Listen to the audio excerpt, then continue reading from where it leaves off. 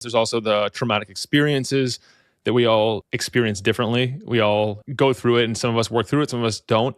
Are you seeing any impact on biological aging from not just the capital T traumas, but the more minor events that we carry with us unless we specifically address them? What can you define like more of a minor event? Something that happened, say, in childhood that like really deeply disturbed you. It comes with you in ways you don't necessarily know to this day, and it keeps coming out. And then you snap at people, for example, and you get really angry around certain things that are said when it's just like objectively not a big deal, Got but it. to you it holds that extra Right. charge. Okay, I thought so. I want to be sure. I was like, I don't know that I've heard like the capital T lowercase t thing, but based on inference, yeah, that's what I was assuming. So absolutely, yeah. I mean, childhood trauma has a huge effect on biological aging. There are a lot of association-based papers, even socioeconomic status at the childhood level, even at the neighborhood level, or at the childhood level within the family level and the neighborhood level.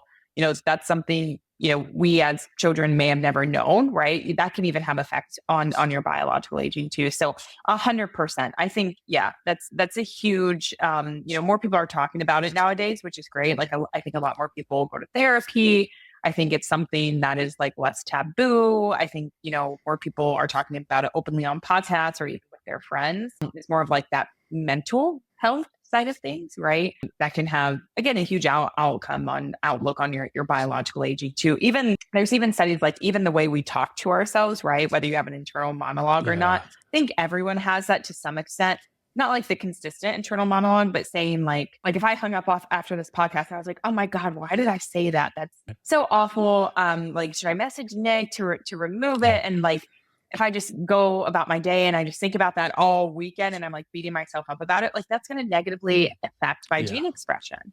But if I'm like, oh, I messed up, I learned from it, that's cool, no biggie. No one else has a microscope on me. They're not even going to notice it, and just like brush it off and move on. That's going to have a positive effect on your epigenetic expression level. So it is really, crazy how, maybe these more like minuscule interactions or, things we don't consciously, right, do are going to have an effect on the aging process. I think also having a very clear North Star or sense of direction, like where you're trying to go and like your reason for even wanting to live a long time with a great health span, that's going to be probably more impactful than some supplements that have been studied in cell cultures but never translated anywhere beyond that.